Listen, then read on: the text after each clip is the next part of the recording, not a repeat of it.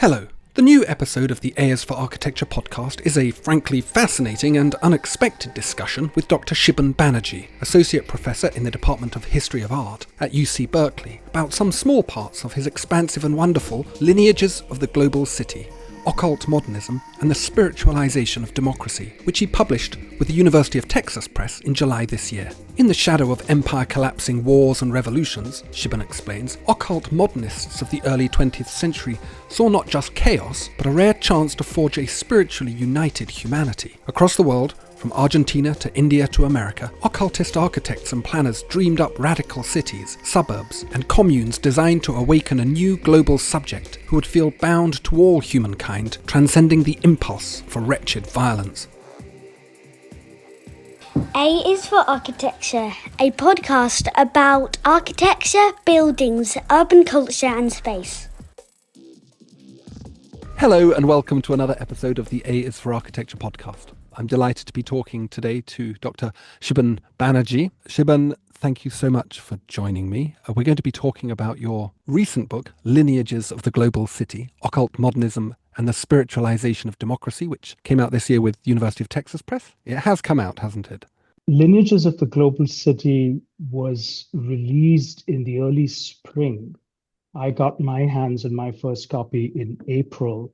I believe it has an official publication date of July 8th of this year. So it's pretty fresh. Very new.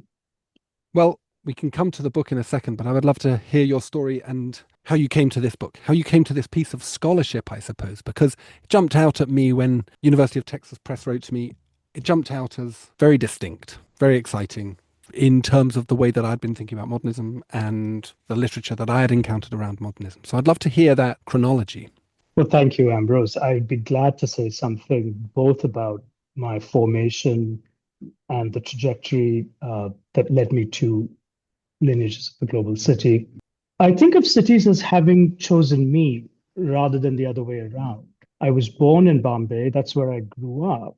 And it was where, at a quite early age, I fell in love with the energy of cities. And ever since, I've been trying to make sense of the material and spatial qualities that make urban life vibrant versus those that seem to kill urbanity itself. My training is as an architect, a planner, and a historian. I've apprenticed myself to these three subjects ever since I was 18. And my professional experience includes work as an architectural designer, as well as an urban designer, planner, and conservationist.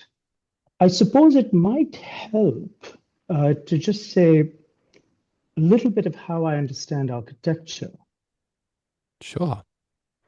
I think that what we do as architects, scholars of architecture, is to think about how architectural representations, certainly built representations, but also visual representations, verbal representations of architectural and urban space, have the potential to engage and shift the values and desires of another person.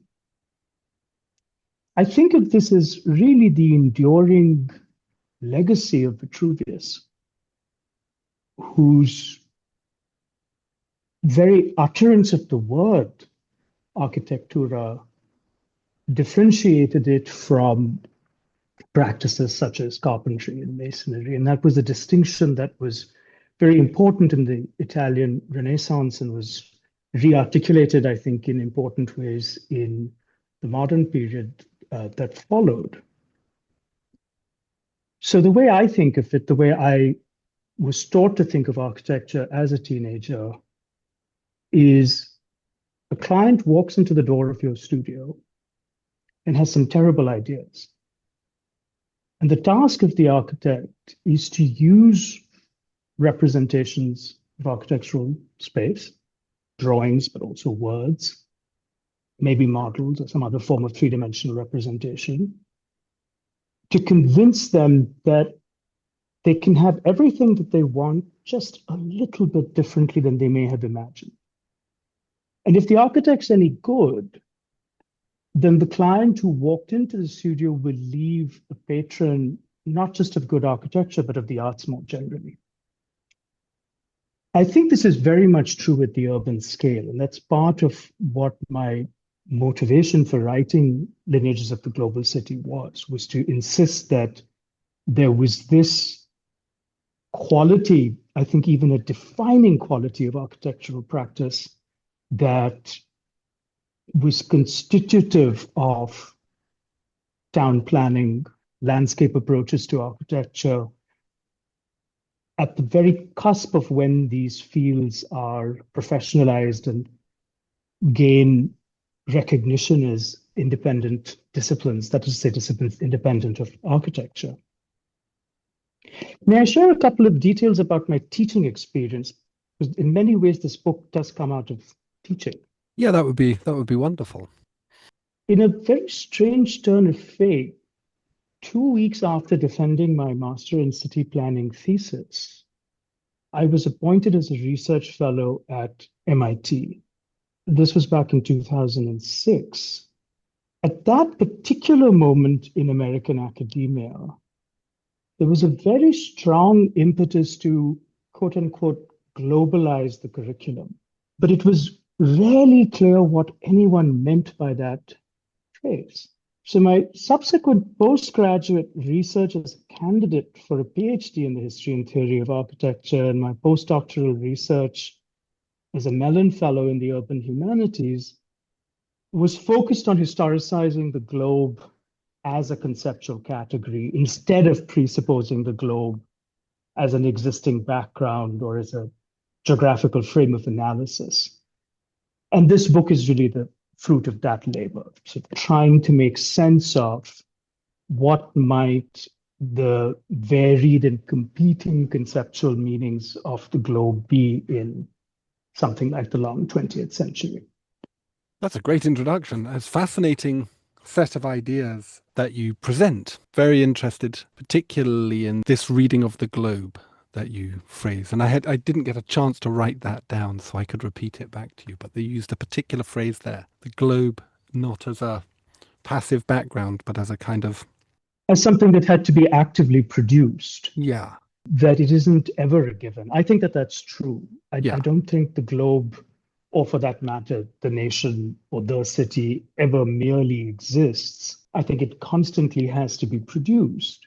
Yeah. Of course, my particular area of focused scholarship is to think about the ways in which techniques of architectural representation and pushing at the very boundaries of what might constitute architectural media might have as a role in helping delineate what might be meant by the terms globe or nation or city or locality, and to understand that such terms, indeed any word, is never purely descriptive. It always has an evaluative, or if you will, a normative dimension to it. So what then are the normative or aspirational dimensions of global belonging? In Lineages, I'm trying to particularly isolate uses and meanings of the word globe, representations of the globe as an object, that's to say, the appearance of spherical orbs that stand in as a figure for the unity of humankind. Mm-hmm.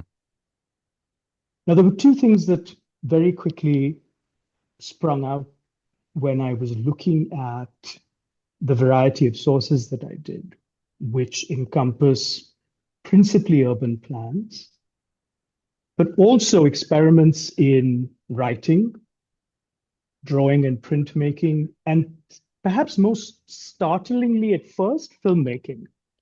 Although when we think about the time period that I'm looking at, broadly 1905 to 1945, it's not very surprising that experimentation in moving images and film would emerge as another horizon for architectural experimentation, but it did catch me off guard at first.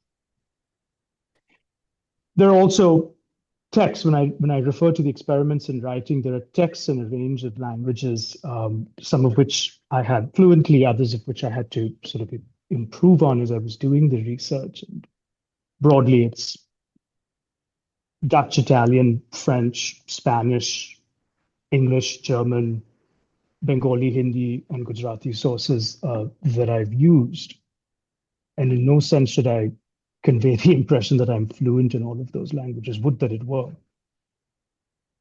But what was beginning to emerge in distinct ways across these languages and in still other ways in different media that were not verbal, such as filmmaking, was a very strong effort to describe humanity as fundamentally united and as sharing a common fate. It tended to be that the conception of what united humanity fundamentally was described in terms of spirit or occult forces, and I'll be glad to say more about the genealogy of those metaphors. Can I stop you? Because I want to come back to this idea in your introduction there. You've talked about this idea of a kind of territory of the earth or territory of the globe as a kind of imaginary. Yes. And that's a complicated concept. I was looking at a map the other day with my students, and it was a map from, I guess, the late 1800s of the world. And it was a British map of the world. So lots of it was painted pink. A third of the surface of the earth was painted in the colours of the British Empire. Is this what you're talking about when you're talking about this idea of the kind of construction of a globe? The way that we think about the earth or the globe is always an illustration of a particular ethic or a particular politic or a particular ideal. That's certainly true. That's certainly true. I would insist that we would push ourselves to find the provenance of any such imaginary. Mm-hmm. Now, the one that you speak of was, of course, a very powerful one in the long 19th century. And it gains new salience at the end of the 19th century amid what has long been historicized, really ever since the end of the 19th century, as the new imperialism. Mm. That is to say, this late scramble, particularly for carving up the African continent. Part of what made it new was that there were new entrants into the game of imperial conquest, to use the nomenclature of the time. So countries like Belgium and the Netherlands and Russia and the United States suddenly start acknowledging that they are empires, not merely in the ways that they are these large multi-ethnic federations that have subsumed and in some cases even destroyed a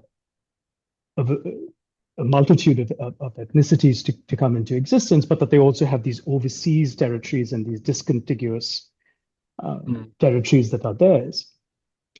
The new imperialism is also characterized by violence. This was a lot of what the early historiography of the new imperialism focused on.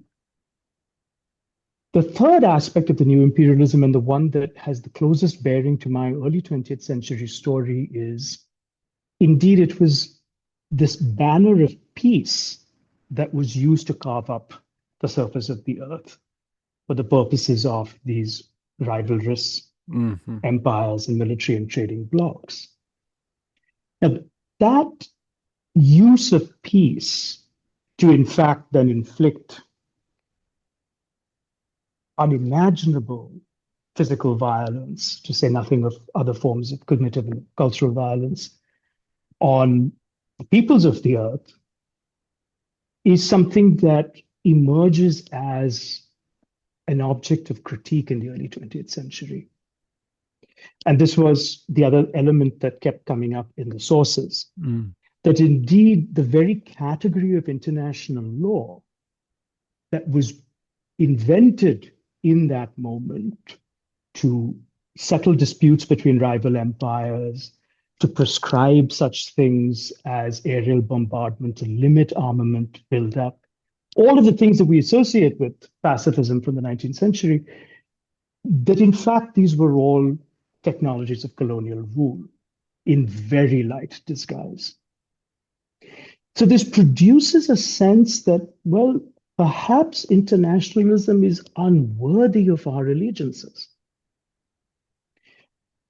And I think it is precisely at the moment at which these legal technologies of the new imperialism, such as the proscription and aerial bombardment, collapse with the Italian Empire bombing the Libyan Mediterranean coast, where both Libya and Turkey had been party to the legal instruments that were supposed to prevent such actions and that they had happened in the colonized world, I think strikes a number of architects as a sign that internationalism could never actually live up to the unity of humankind. It would always betray that unity. Why? Because it will have these categories like civilized, barbarian, human, non-human, X race versus Y race. And that kind of hierarchical categorization will always rob humanity of its fundamental unity.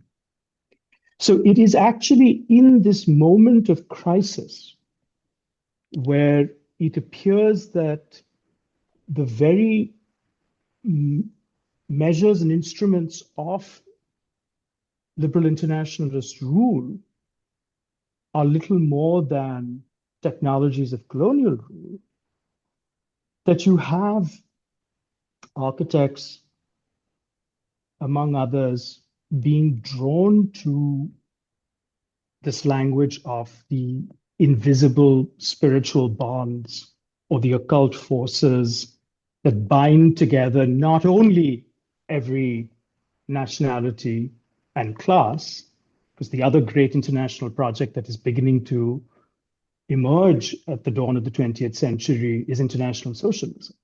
Again, with important 19th century antecedents, but it's beginning particularly after the Russian Revolution in 1917. You now actually have a socialist state with internationalist commitments for the first time. So it's at this very moment that you get architects saying, well, what is the problem with liberal internationalism? It will always betray the unity of humankind in its very use of technologies of colonial rule like aerial bombardment to suppress the so-called barbarian or savage in the interest of the civilized. What is the problem with the project of international socialism? It sees itself as working exclusively for the formation of an international brotherhood of working men. Its emphasis on class robs humanity of its fundamental unity. And so what was then needed, a number of architects in a variety of media and languages begin to say, are urban environments that cultivate a person's ability to perceive themselves as belonging to humanity as a unified whole. And not just to humanity as a unified whole, but also to see themselves as having an unavoidable connection with other species and things. So this is what I describe as a global ethos, by which I mean two things, sort of playing on the meanings of the word ethos. It is first and foremost an outlook on oneself as unavoidably interlinked with others. And secondly, it is an obligation to choose and act with a view to one's inexorable impact on others. So that's really the question that a very wide range of architects with vastly different personal commitments, very few of whom ever join an organization like the Theosophical Society. And this is getting to your questions about what might the word occult mean. Very few of whom join an organization like the Theosophical Society nonetheless are drawn to its picture of a fundamental and unavoidable sense of interconnection. Just to interject here, you've talked here of the failure, the kind of realization of the failure of, as you call it, liberal internationalism. Yes. But the way that you've described that failure is the failure of politics, the failure of military conquesting. Right. Had architects also started to look at the urban realm common to those colonial powers and the way that those urbanities were imposed on colonized countries through the same lens? Had they started to see the distinctly imperialistic formation of cities in places like Bombay? Had they started to question the kind of spatial logics as forms of imperialism as well? It's a very shrewd question. It's inconsistent. I don't think that there's one answer that would fit the entire cast of characters that I look at, sort of about 12 designers and thinkers.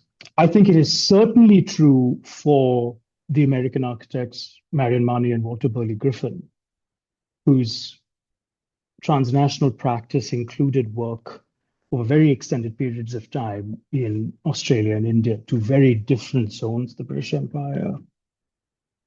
And Marnie in particular is very critical of, and I think this is writ large in her built work, her experiments in drawing and writing. She's very critical of technologies of land surveying. Why? And this is the answer to the question of the imperial logic of a certain relationship to the surface of the earth. What she says is that to survey the land from a detached perspective is to treat land as thing-like. It's not to see it as a space that we unavoidably share with others. Yeah.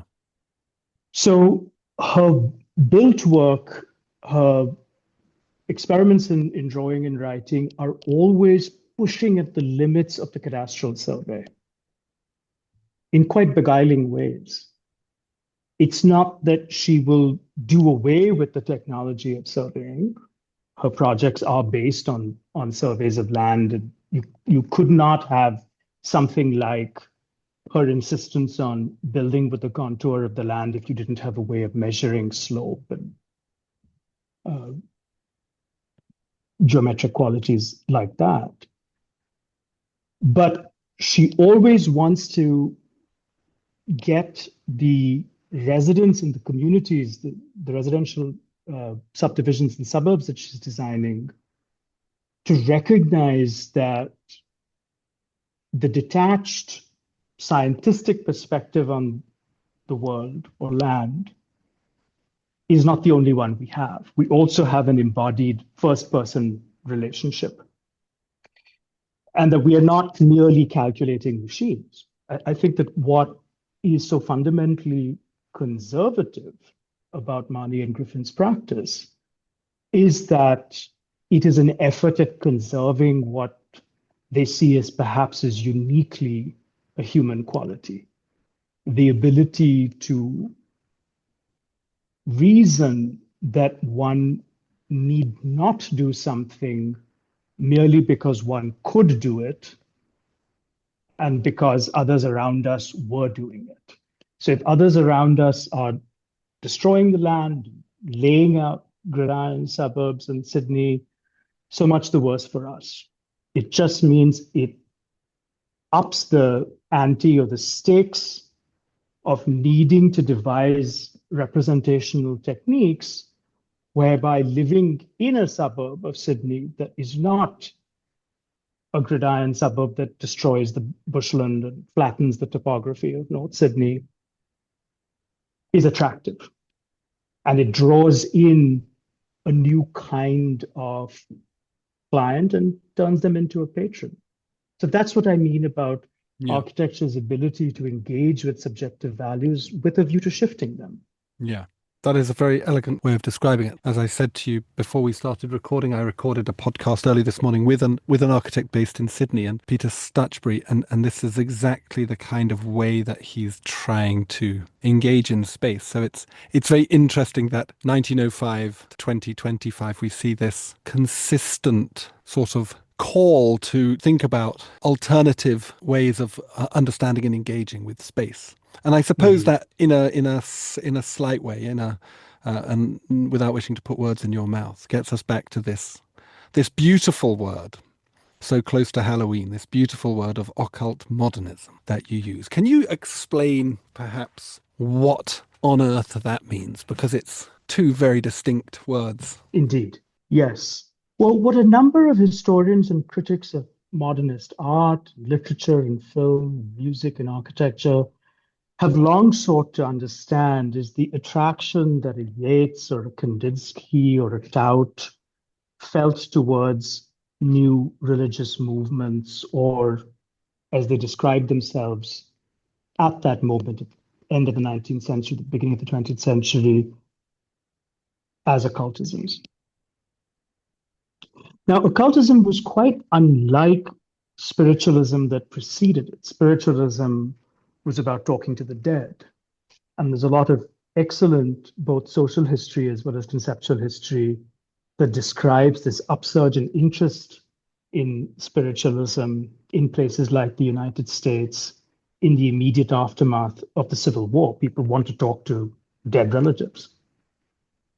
Occultism is quite unlike that in that it sees the spiritualist fascination with the dead to be trivializing. And it actually thinks that what is far more important is to form a new metaphysical outlook on one's place in the universe, not just the world of this one planet, but to in fact see a set of unavoidable connections.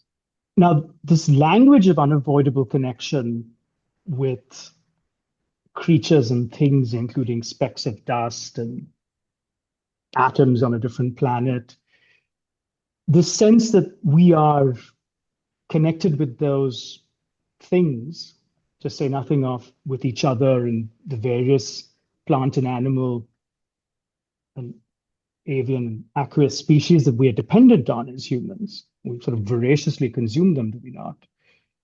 This sense of connection is very consistently and very unhelpfully, frankly, constantly described in this nebulous terminology of spirit or occult forces. The word occult has a slightly older career. It emerges in early modern Christendom, and it has been used in the last 400 plus years in such a wide variety of ways that we know way to precisely define it.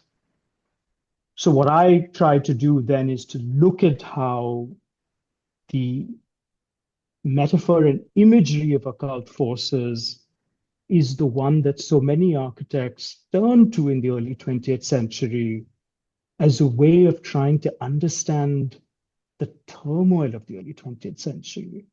Of course, this is a period that is racked by violence, primarily, and death. You not only have death from the battlefield of the two world wars.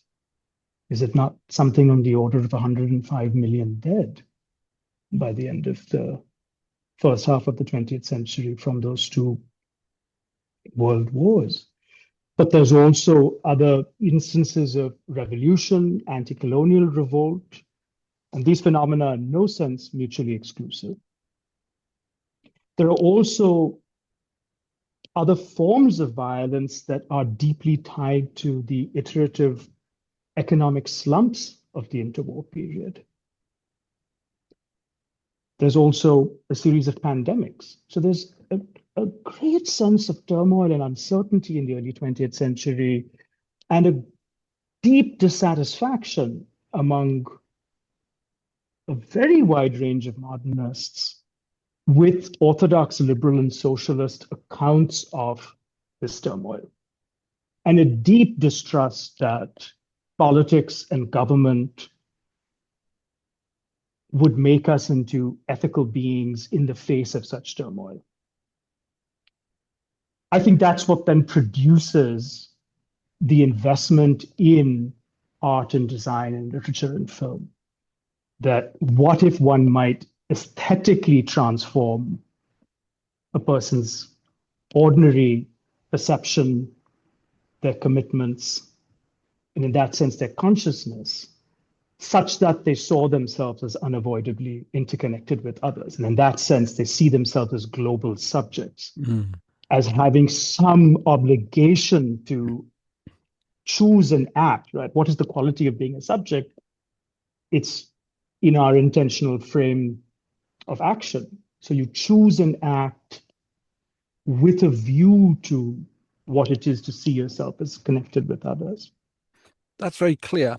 How does this manifest itself, this idea of the occult in modernism? What does it look like? Is it sort of, I suppose, a little ironically, is it like an international style? Is it a one-size-fits-all approach to things? Or is there a sense, as you were explaining with the example from Sydney, a kind of proto-contextualism at play? That's a very, very interesting question.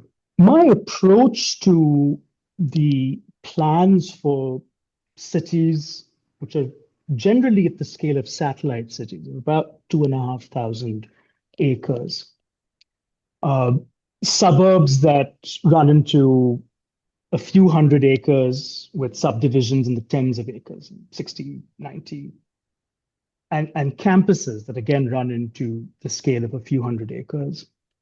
So my approach to the plans for cities, suburbs, and communes from the years 1905 and 1945 was to see them as interventions in a debate. It was a transnational debate and exchange, and one that was, I think, characterized by disagreement much more than it was by accord. So isn't that curious? You have people who are not only reading a set of shared texts that offer this alternate metaphysical outlook on the universe and one's place in it, wherein matter is not merely something that is, in the Newtonian sense, inert and brute, but in fact, something that demands subjective engagement from us. It's not merely an object of scientific study. So they're not only reading texts that are making such arguments, texts that begin to emerge, I'm saying, in the 1880s and sort of peak in the 1910s and 20s, but they're also in conversation with each other. They're looking at each other's plans. They're sometimes showing up at the same conferences and exhibitions, and I track some of those connections.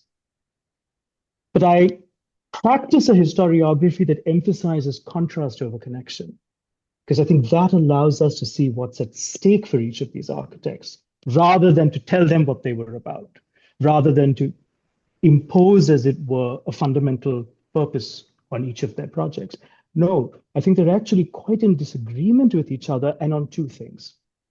First, what are the habits and routines, but also the tastes and the affect of a global subject? They're completely disagreed on this.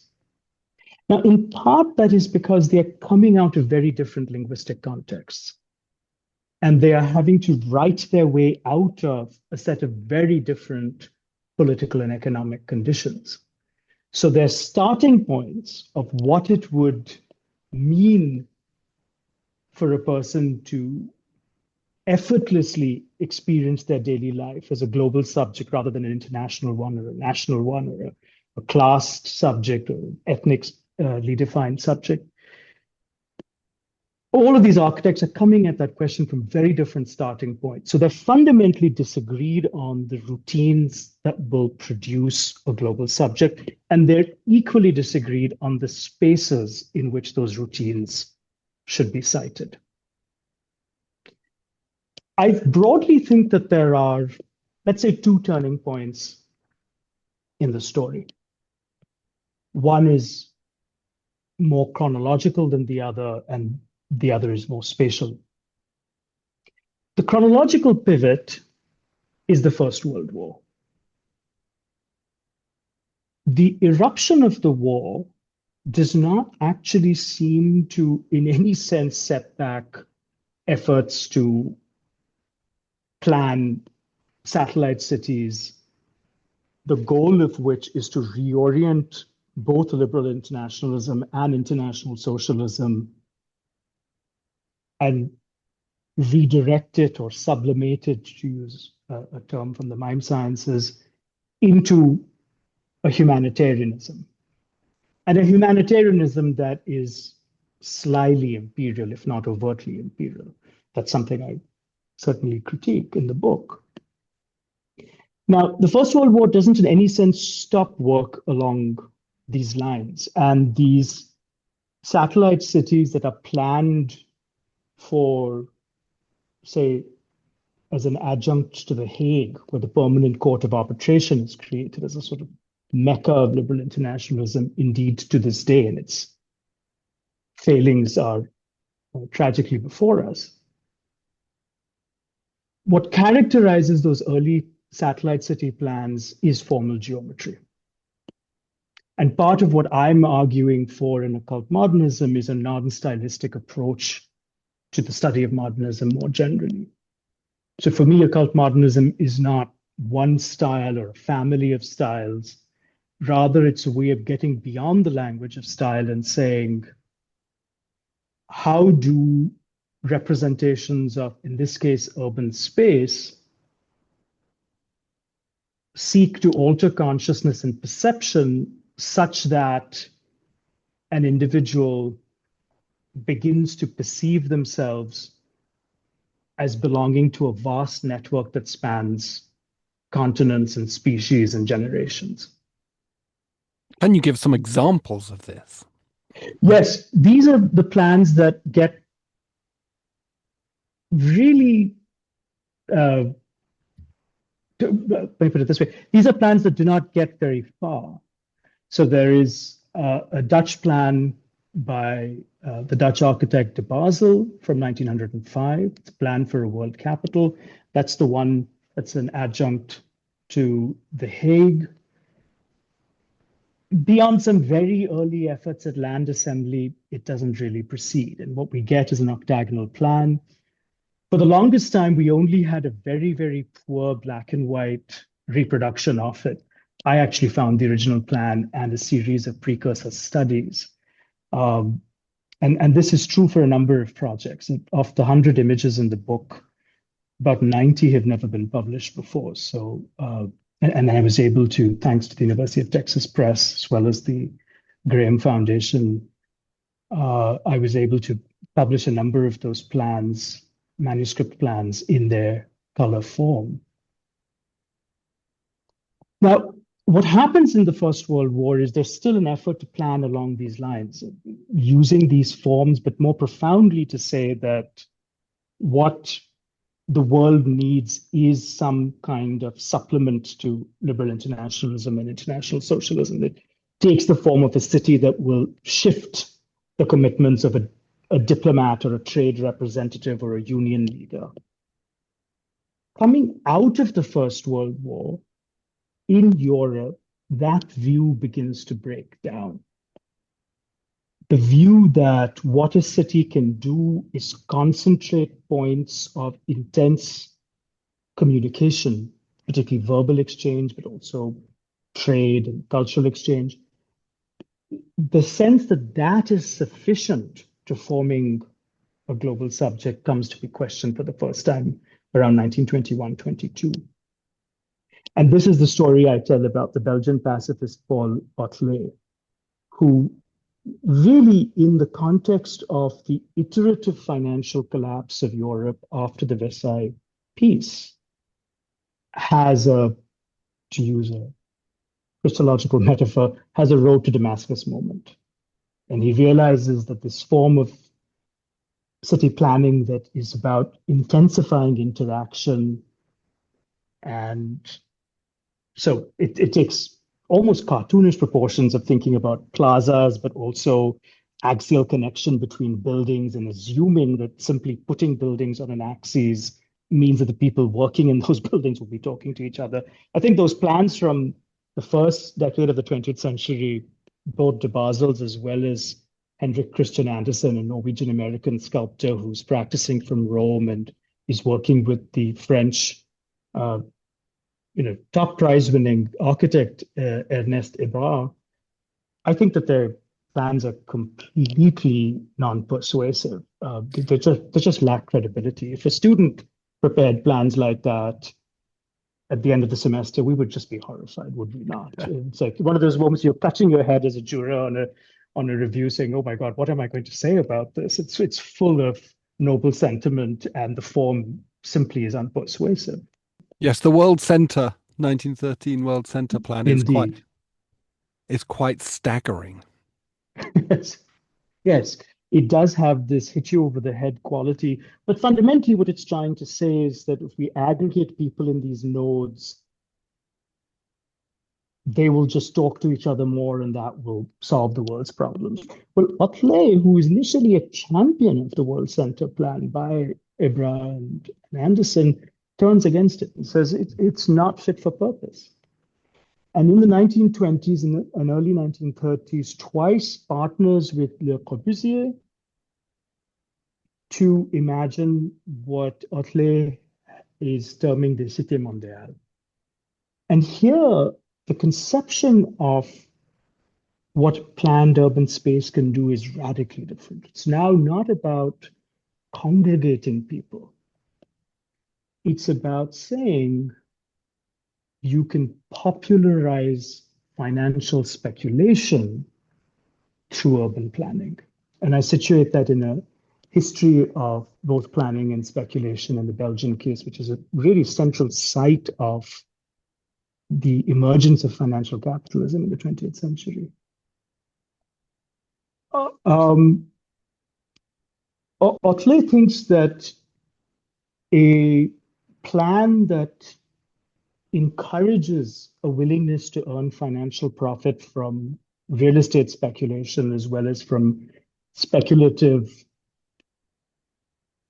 derivative financial trading, that's to say, financial instruments that are derived from the expectation of profits from real assets or property and land. He has a very sophisticated understanding of speculation, indeed, because of his own experiences as a real estate developer. They weren't particularly happy or profitable experiences, but he, as we all do, gains an instruction from the pain of financial loss. He comes up with these very intricate mechanisms of financial and real estate speculation and designates the city plan that Corbusier, along with Pierre Jeanneret, have put together as training people to anticipate market events. That if you look at a multi-phased urban plan and you realize that once phase 2 is about to go into effect, the surrounding land value will rise. He thinks that if a person learns to interpret an urban plan, they'll become good speculators. And so the market, in this case, the financial market or capital markets, becomes the medium for training the mind to intuit what others are thinking and fearing and dreaming. Because, of course, a market is an aggregative institution. It's not just me showing up on my lonesome. If I'm to buy and sell, I am obviously interacting with someone else, but I don't know what that someone else is thinking. Occult sees urban planning as a way of precisely tuning those senses, and he thinks of it then as what will precisely in the uncertainty of the financial markets of the 1920s and 30s produce a sense of us all being in it, quote unquote, together. We're all tied to market futures, and so we're always trying to anticipate, well, what's the mood or sentiment in France or India or Argentina, and how will that impact what traders from those countries are going to do? And So it's this way in which you start seeing yourself as globally interconnected. So that's the first big pivot, the sort of coming out of the First World War. And it is elaborated, I would say, rather than translated, as a quite different set of spatial configurations and with a very different set of expectations of what technologies of planning can do.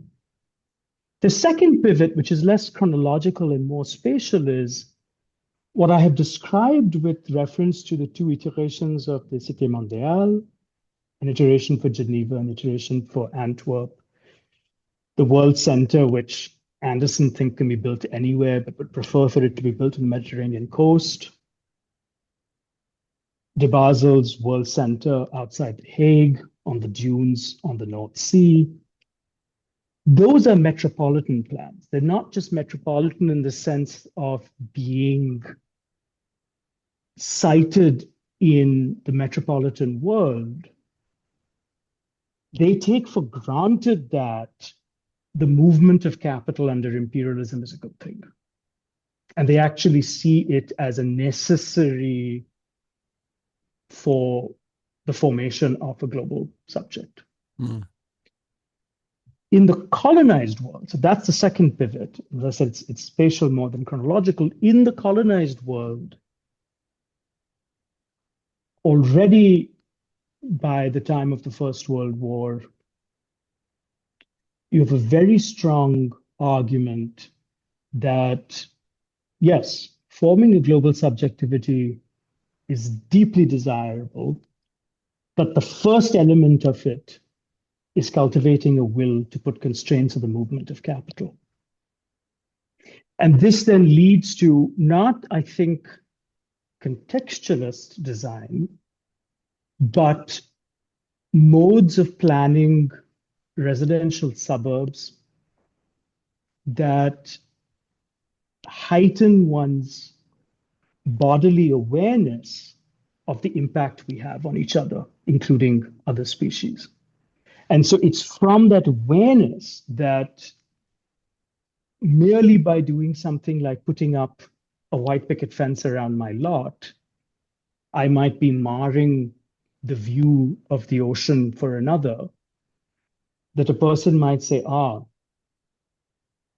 what are the ways in which our own subjective desires might be folded together with the agency of capital, and therefore, how might the control of my desire put a halt on the movement of capital, or at least slow it down?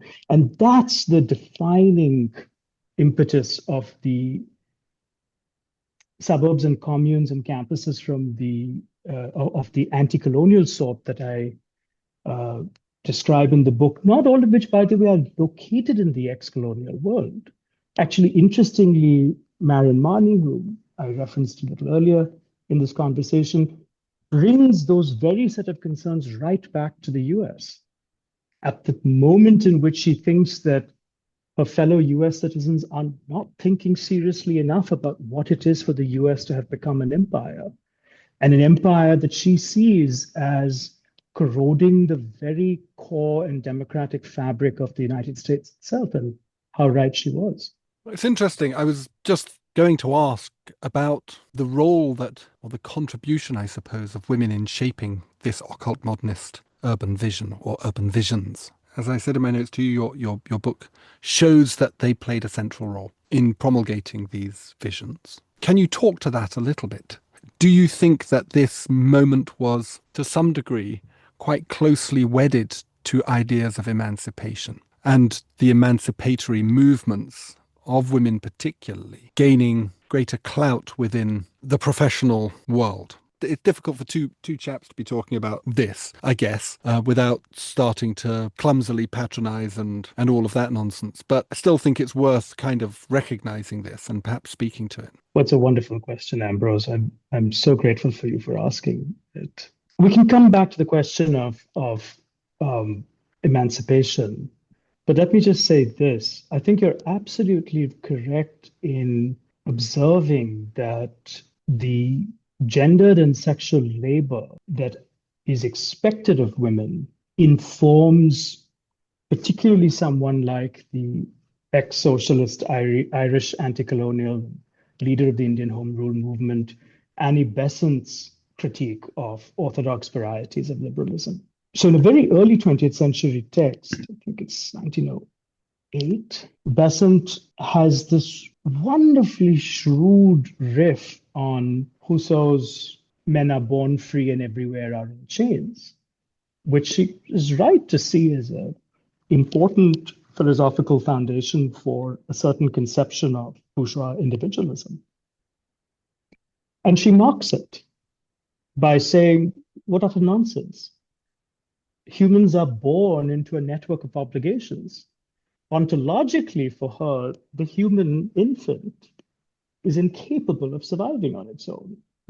So it is in no sense born free. It is born into a web of interdependencies. I believe that's the metaphor that she used. Now, of course, she is thinking about the unfair expectation that women should then do the child-rearing work, not merely the childbearing work. That's unfair enough, but also do the child-rearing work. And it is certainly arguable that from that perspective, which in her case, it has to be added, and others have worked on this. I couldn't possibly add to the brilliance of the work of my teacher, Gauri Vishwanathan, who has worked on this. It has to be said that in Besant's case, she is a eugenicist. So her comments on childbirth and child rearing are also deeply connected to, and perhaps this speaks to your question about emancipation, they're deeply connected to her struggle for reproductive health freedoms, which are coming from not an orthodox liberal conception of the individual as primordially free and a natural agent who is then imposed on from without, but are actually coming from a eugenicist project.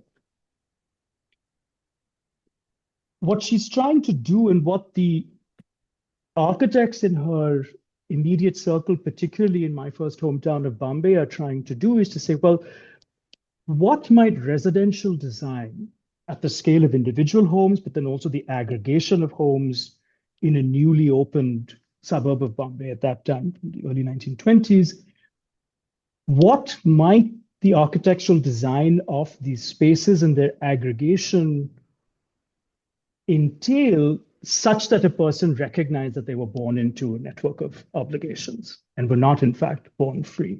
So that's one element of the, I think, importance that a certain kind of, let's say, natalist, but also eugenicist project from the early 20th century is producing, and the ways in which architects are negotiating that. Now, Mariam Mani, who was one of less than a handful of women when she was at MIT, my alma mater, has a rather different account of what it is to be subjectivized as a woman, or even to be in to think of a woman's subjection as such. One of the first things that struck me very strongly when I first encountered her unpublished memoirs, Magic of America, which I write about in my own book, is Mariam Mani thinks that there's something very powerful in having to negotiate everyday forms of sexism. The world has unfair expectations of you. You're so much the worse for it. It just means that you have to not let those unfair expectations get you down. Equally, what she wants to then theorize out of the ways in which women have to negotiate sexism as well as misogyny, the ways in which they're told to get down. She thinks that what this all speaks to is something much more fundamental that is true, not just of women, which is that our sense of self is always externally constituted and mediated by the utterances of others, including utterances that are out of earshot. And that's something she describes with incredible precision in her unpublished memoirs. And she thinks that this is something that can be used, that the very fact that our sense of self is not so much a spontaneous outpouring from within, but profoundly mediated from without, if not externally constituted, she thinks means that urban design and planning and architecture, what she would consider the landscape orientation to architecture, means that you have to constantly design spaces ranging from trails through 300-acre suburbs that are allowed to rewild, to use a more contemporary term, but I think one that fits her approach to landscape architecture, to the interior surfaces of a residence, the wall treatment, the furniture, the location of apertures in the walls to the outside. All of this for her are then points of opportunity in which the architect has an obligation, and one that she thinks very few architects actually live up to. She's particularly critical of Corbusier on this. She sees that design at all of these varied scales are opportunities, in fact, obligations that befall the architect to alert the resident of these everyday spaces that their sense of self is unavoidably interconnected with their experience of their relations with others in the world, including other creatures and things. So you're constantly having, she thinks, to be made aware of how even your understanding of whom you are is tied to the presence of others. And she thinks that architecture can mediate this in profound ways. She also has, and I'll stop here, she also has a very strong argument. This is writ large, again in her suburban plans as well as in her unpublished memoirs, that the imposed and unfair expectation of caregiving that is imposed on women and is actually something to be used. That, and her phrase for it is conservation of the earth. It's already got the sort of planetary scale in mind. That rather than seeking to contract into liberal society as men have on the basis of the rights of man, she thinks that it befalls women to use the unfair nature of the division of gendered sexual and reproductive labor to place constraints on capital. She sees this as something that can actually be used. And again, has a very sophisticated way of articulating her case for this. Really very, very interesting. And I think would make for, as a discussion, would make for a really fascinating podcast in its own right, actually. But I wanted to come to a final question. What has been the legacy, do you feel, of this occult modernism? Do we still live in its shadow? Does it still have play in our architectural and urban imagination? Obviously, there has been little movements, the Newtown movement, for example, in the post-war years in Britain, and I guess elsewhere. But does it still trog along? Do we still have its ghosts? Let me answer the question in two ways. The first is just to clarify that the nature of inquiry that I advance is genealogical more so than historical. I'm not so much trying to explain the making of a phenomenon that is still with us in the present. Quite the opposite. I'm recuperating a way of thinking about global interconnection that was architectural, as a way of raising doubts about some of our ethical and political commitments in the present. I'm not sure that it would, by my argument, even then be possible to precisely see vestiges of a desire to cultivate a global ethos in the last 70 years. And I say that because I see the ascendance of anti-colonial nationalism under Cold War conditions as having profoundly overwritten the early 20th century conception of the globe as a form of consciousness rather than as an existing space. Mm-hmm. What I do express a personal hope for, and one that I think in no sense is reliant on an interest in spirituality or religion or even the perception of something like occult forces. That's to say, the perception of one's sense of being bonded to another without that bond being amenable to scientific and detached scrutiny. I actually don't think that any of that is necessary for asking the democratic question, which is at the very moment in which the institutions of democratic government are fraying, not just in fact, but in law, how might urban designers and planners, such as myself, commit to devising new techniques of representation that would cultivate a very basic willingness to engage with other ways of being in the world. See, the democratic question doesn't survive merely on whether or not one has the right to vote. That's important, to be sure. The institutions and formal and procedural elements of democracy that were, I think, excessively downplayed by someone like Marion Marney are important. But their durability cannot come from the institutions themselves. They have to come from a much more basic commitment that each of us has or does not have.